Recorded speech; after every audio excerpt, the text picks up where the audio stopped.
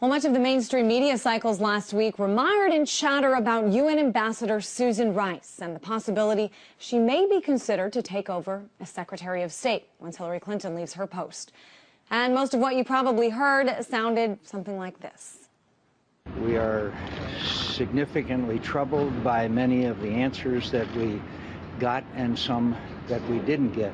Bottom line, I'm more disturbed now than I was before. We will not allow a brilliant public servant's record to be mugged, to cut off her consideration to become Secretary of State. I think Republicans are making a big mistake. The first thing they do after the election is start attacking an African-American woman without any cause, by the way. This is somebody who had nothing to do with Benghazi. She was given CIA information. The CIA told her, here's what I think is appropriate to say. Of course, it's only racism when it's directed toward a liberal or a Democrat. It's never racism toward a Republican. Look, if this was Condoleezza Rice and not Susan Rice, Alan would be on the other side of this camera, basically suggesting that she deserves to either resign or she did something wrong. Well, as you can imagine, the Obama administration was a little annoyed about so much attention being paid to Ambassador Rice. I was at last Tuesday's press briefing at the White House, and question after question was about Susan Rice and who knew what when about the Benghazi attacks that took place. Well, here was one of White House spokesman Jay Carney's responses to those barrage of questions he got. Can I just say, Chuck, that this is, again, what is the point of the focus on this? It could have been me. It could have been Ambassador Rice. I mean, I took questions on this too, and we all relied on information from the intelligence community. The focus on a Sunday show appearance is entirely misplaced, and it represents less interest, I think, in what happened in Benghazi than in political dynamics in Washington. And you know what? He's right. The media is focused on the wrong thing. If they want to focus on Susan Rice, that's fine. But this overkill of her allegedly misleading the American people based on vague information she may have gotten might not be the most significant thing here. If they want to focus on the potential of her becoming Secretary of State and the issues stemming from that, let's look at who Susan Rice is and what she represents. Here's some food for thought. Susan Rice is worth between $23 and $43 million, making her the wealthiest member of the executive branch. According to the Center for Responsive Politics, she has investments in companies like TransCanada Corporation, Suncor, and Imperial Oil Limited. And that's just the beginning. Everything you see in yellow up here is something she has a stake in. And when you look closely, millions of dollars of assets in these Canadian utility companies and banks, which make up a third of her total investments. Now, if confirmed by the Senate as the Secretary of State, one of the first items on Rice's agenda would be to weigh in on and eventually make a decision about the Keystone pipeline. Now, this is just the beginning of some major concerns about Rice, and joining me to discuss this further is Michael Brooks, producer at the Majority Report. Hey there, Michael. What do you think is more important in determining whether Rice is a good candidate for Secretary of State? I mean, her so-called misspeak about Benghazi on the morning shows, or her financial holdings and relevant actions? Well, definitely her financial holdings in TransCanada. And, you know, unfortunately, this is part of a pattern with the State Department and this issue in general. You know, you had lobbyists who were senior officials on Hillary Clinton's campaign lobbying her on the pipeline. Fortunately, you know, the pipeline was delayed by the administration, I think, due to the effort of activists on the ground. You know, and I think if we look at climate change as the security issue, it really is. You could, in some ways, see, you know, Rice's holdings in these companies as analogous to the Surgeon General, you know, having holdings in tobacco companies. It doesn't make a lot of sense. It's something she should address. And it's not just these investments. I know back in 1994, Susan Rice was working for the Clinton administration as a junior official for the National Security Council and helped to shape U.S. policy toward Central Africa during and after the Rwandan genocide, as Rwanda invaded neighboring countries to fight Hutus. Talk a little bit about some of the criticisms of Susan Rice, you know, in this.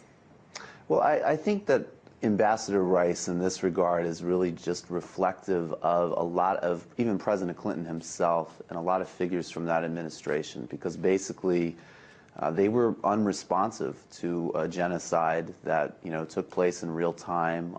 It was clear what was happening, and due to other concerns about not wanting to get bogged down in Africa due to the Marines being killed in Mogadishu the year before in 1993, they didn't want to intervene. And this really horrific event happened. Now, the tendency coming out of that has been on the opposite extreme, which has been to look the other way as the Rwandan government under Paul Kagame has a questionable domestic record, although some real significant domestic successes, but also really plays kind of warlord and rebel politics across Central Africa. So I think, Ambassador Rice she kind of just embodies a lot of these tendencies of the Clinton administration and officials who were involved in both sides of both letting what happened in Rwanda happen and then probably going too far on the other extreme of being too forgiving of the Rwandan government.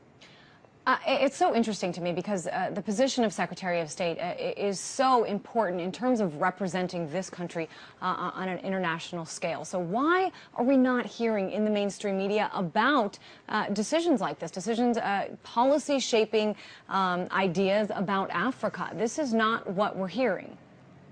Well, because, these are more complex topics. They're a little bit, they're not in the news cycle, although obviously there's a lot happening in Congo right now that's relevant to this discussion, like you point out. But Benghazi is the Saturday or Sunday morning, argument topic right now, and it's partisan and it's easy to fit into sound bites, and people are scoring points, and it's easy to cover and easy to have people to come on and argue with each other about. It's not to say that what happened in Benghazi isn't really important and worthy of talking about. But her role in it was very limited. She read some talking points that were prepared for her. And as you say, it's really not in any way central to evaluating her record. I think it's interesting what you said, Michael, that it's a little more complicated to talk about the issues in Africa, to talk about, but I think that investments and holdings in these major companies that you're going to have a role in making decisions on, I mean, this is, standard Washington, sports/politics. Well, why are people not talking about that? Well, because again, from a partisan lens, it would be interesting to watch Republicans come out and say, we need to approve this pipeline immediately, but it's a major problem that she might potentially have a conflict of interest here. So a lot of these things, are driven just in this sort of partisan framework. And, real issues are kind of obscured by it. So I don't think that there's a political incentive for a lot of people to bring up her holdings because Democrats are going to want to be defending her.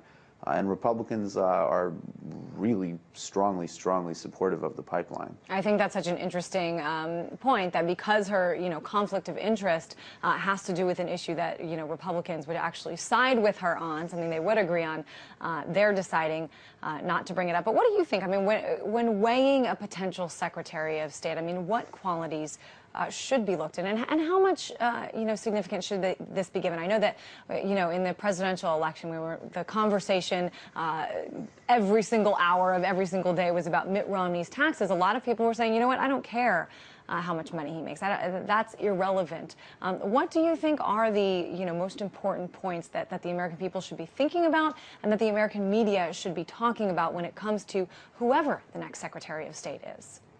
Well, I mean, there's definitely some basic questions of someone's, intellect, their capacity. I think she definitely meets those marks. She's obviously a very talented person. She's a very accomplished person. There's been areas where she's been right about, like the invasion of Iraq. She was opposed to it from the beginning.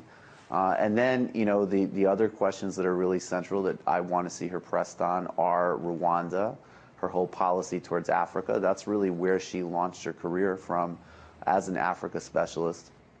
And I would say with regard to the holdings in TransCanada and other energy companies, she needs to let go of them if she wants to be a credible candidate. I think that that's a totally black or white thing.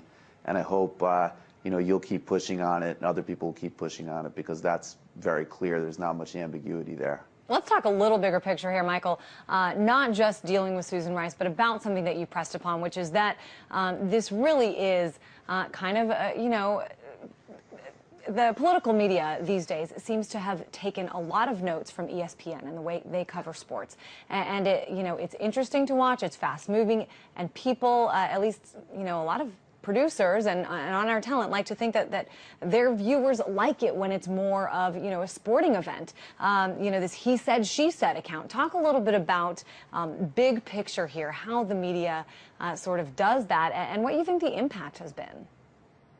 Well, I think, you know, there is an element to all of this of debate, of argument, and of entertainment, and that's, you know, that's fine to a degree. But I don't think it serves anybody to just constantly have a kind of very simplified and diluted debate. And it's funny, you know, you mentioned ESPN, and everybody kind of says, well, we cover it like sports, but you know, a lot of sports coverage is actually kind of more sophisticated. It'll be a lot more details about how teams are performing. There's kind of more like empirical reference points. Some of the conversations are a lot more kind of civil and interesting and detailed. So I think it's very unhelpful, whether we're talking about the budget or whether we're talking about these types of issues. You know, I think that specifically with regard to Benghazi, you had a really horrible event happen. And what it's really turned into is that basically Republicans are really terrified because President Obama has reversed the kind of poll numbers on who Americans trust with national security. So again, instead of having a broader discussion about national security, about all of these other issues you're raising, they're trying to score points and knock Obama down in terms of his standing on those issues through Rice. And, you know, it's another just kind of Sunday morning argument, and it's not of really great service to anybody. Well, as always with you, an interesting discussion. Michael Brooks, producer of The Majority Report. Thanks so much. Hey, thank you so much.